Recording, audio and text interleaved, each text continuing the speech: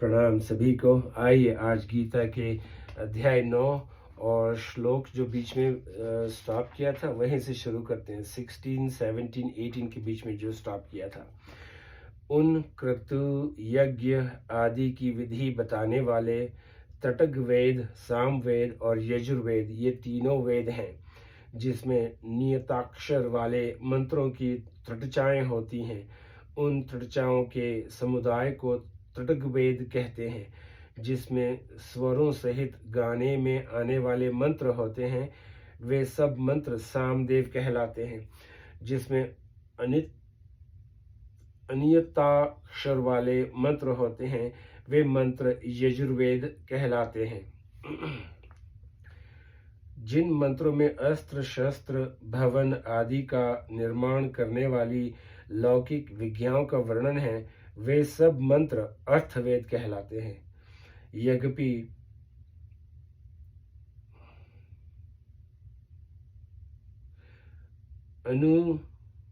अनुसमुच्चार्यर्थ च अव्यय से अर्थवेद का ग्रहण किया जा सकता है, तथापि उसमें लौकिक विज्ञाओं का वर्णन होने से क्रतु यज्ञ आदि के अनुष्ठान में उसका नाम नहीं लिया गया है।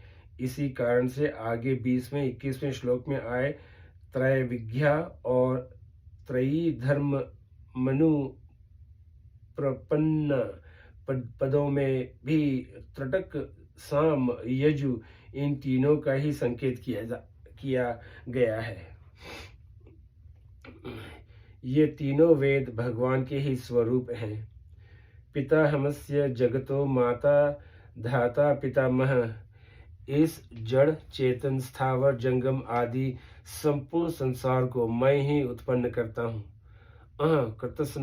कृतस्नस्य जगत प्रभव गीता।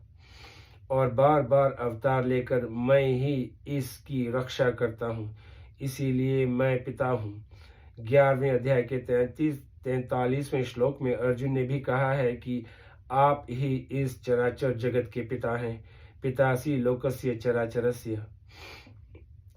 इस संसार को सब तरह से मैं ही धारण करता हूँ, और संसार मात्र का जो कुछ विज्ञान बनता है, उस विज्ञान को विधान बनता है, उस विधान को बनाने वाला भी मैं हूँ, इसीलिए मैं धाता हूँ।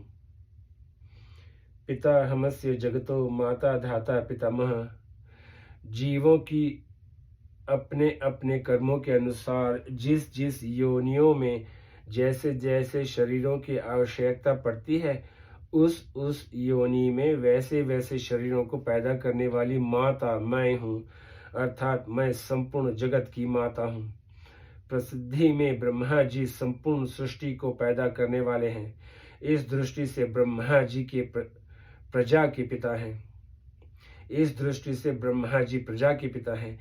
वे ब्रह्मा जी भी मेरे से प्रकट होते हैं। इस दृष्टि से मैं ब्रह्मा जी का भी पिता और प्रजा का पितामह हूँ। अर्जुन ने भी भगवान को ब्रह्मा के आदिकर्ता कहा है। ब्रह्माणोप्यादिर कर्तरे गतिर्भर्ता प्रभु साक्षी निवास शरणन सुहत। प्राणियों के लिए जो सर्वोपरि प्रापणीय तत्व है, वह गति स्वरूप मैं ही हूँ। संसार मात्र का भरण पोषण करने वाला भर्ता और संसार का मालिक प्रभु भी मैं ही हूँ। सब समय में सबको ठीक तरह से जानने वाला साक्षी मैं हूँ। मेरे ही अंश होने से सभी जीव स्वरूप से नित्य निरंतर मेरे में ही रहते हैं, इसीलिए उन सब का निवास स्थान मैं हूँ। जिसका आश्रय लिया जाता है वह शरण अर्थात शरणागत वत्सल मैं ही हूँ। बिना कारण प्राणी मात्र का हित करने वाला सुहृद अर्थात हितैषी भी मैं ही हूँ।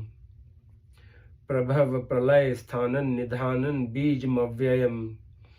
संपूर्ण संसार मेरे से ही उत्पन्न होता है और मेरे में ही लीन होता है, इसीलिए मैं प्रभव और प्रलय हूँ, अर्थात मैं ही संसार का निमित्त कारण और उपादान कारण हूँ। गीता। महाप्रलय होने पर प्रकृति सहित सारा संसार मेरे में ही रहता है, इसीलिए मैं संसार का स्थान हूँ। महासर्ग अवस्था में संपूर्ण प्राणी जिसमें रहते हैं वह निवास है, और महाप्रलय अवस्था में प्रकृति सहित सारा संसार जिसमें रहता है वह स्थान है। यही निवास और स्थान में अंतर है।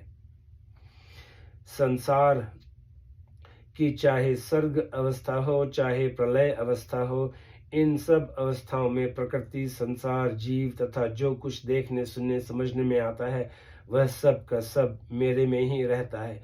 इसीलिए मैं निधान हूँ। सांसारिक बीज तो वृक्ष से पैदा होता है और वृक्ष को पैदा करके नष्ट हो जाता है, परंतु ये दोनों ही दोष मेरे में नहीं है। मैं अनादि हूँ, अर्थात होने वाला नहीं हूँ, और अनंत सृष्टियाँ पैदा करके भी जैसा का तैसा रहता हूँ। इसीलिए मैं अव्यय बीज हूँ। तपाम्यहमः वर्ष निगृहण लम्युत सृजामि च अमृत चैव मृत्युष्व च सद सच्चाहम अर्जुन। ये श्लोक 19। हे अर्जुन, संसार के हित के लिए, हे अर्जुन, मैं ही सूर्य रूप से तपता हूँ, जल को ग्रहण करता हूँ और फिर उस जल को वर्षा रूप से बरसा देता हूँ। और तो क्या कहूँ, अमृत और मृत्यु तथा सत्य और असत्य भी मैं ही हूँ।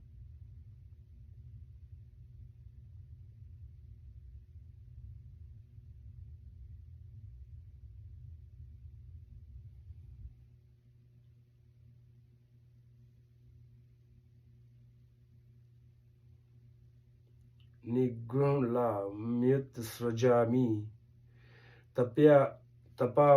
तपाम्यहमः वृष निगृह्णाम्युत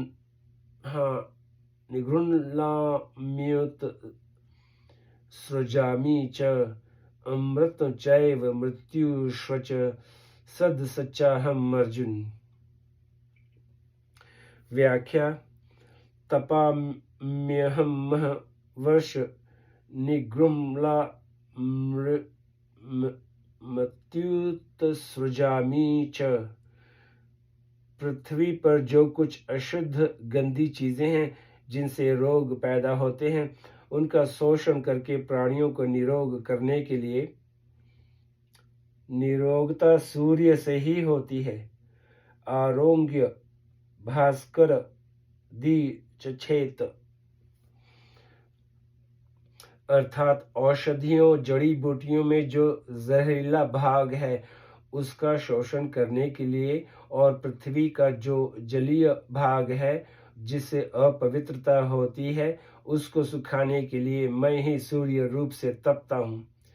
सूर्य रूप से उन सब के जलीय भाग को ग्रहण करके और उस जल को शुद्ध तथा मीठा बना करके समय आने पर वर्षा रूप से प्राणी मात्र के हित के लिए बरसा देता हूँ, जिससे प्राणी मात्र का जीवन चलता है। अमृत चैव मृत्युष्व च सदा सद सच्चाहम अर्जुन।